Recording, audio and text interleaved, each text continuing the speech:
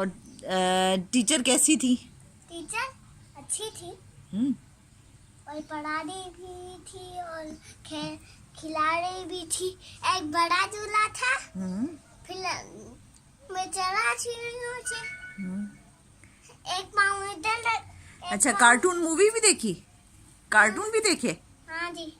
अच्छा, और एक बड़ा झूला था, फिर मैं इसके ऊपर पाँव रख के एक हाथ रखे, फिर यूं करे, फिर दूसरे में चढ़ गए? हाँ। अच्छा, फिर एक छोटे वाली सीढ़ियों। टीचर ने कहा आप कलरिंग अच्छी करते हो? और ये